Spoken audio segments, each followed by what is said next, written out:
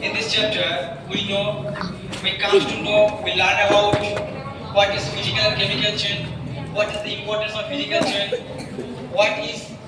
each of our important our daily life in chemical change. To understand what I'm saying now? বললাম যে আজকে আমরা কি করব যে physical change and chemical change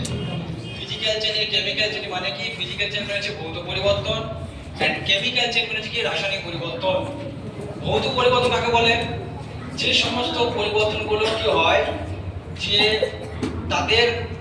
আকার আয়তনের পরিবর্তন হয় কিন্তু জিনিসটার মধ্যে কোনো পরিবর্তন হয় না তাকে বলা হয় ভৌত পরিবর্তন আর কেমিক্যাল চেঞ্জ অর্থাৎ রাসায়নিক পরিবর্তন কাকে বলে যে চেঞ্জটা কি বলো যে চেঞ্জটা মানে বাইরের দিক থেকে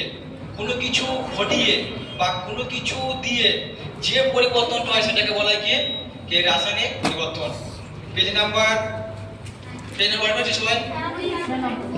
কত 96 না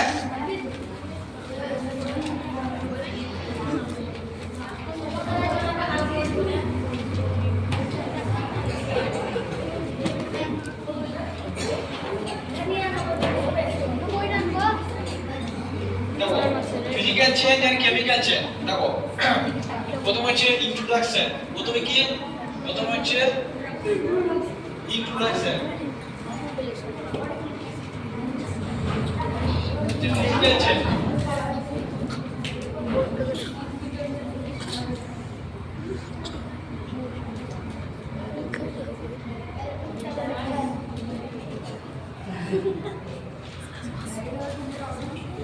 দেখো যে ফিজিক্যাল চেঞ্জ প্রথম হচ্ছে চেঞ্জ সম্বন্ধে জানবো change is a universal phenomenon যে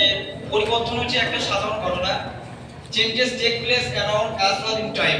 যে আমাদের জীবনে প্রতিনিয়ত কোনো না কোনো মুহূর্তে কি হয় পরিবর্তন হয় না তারা আমরা প্রথমে কি ছিলাম আমরা প্রথমে ছোট ছিলাম ছোট থেকে কি হলাম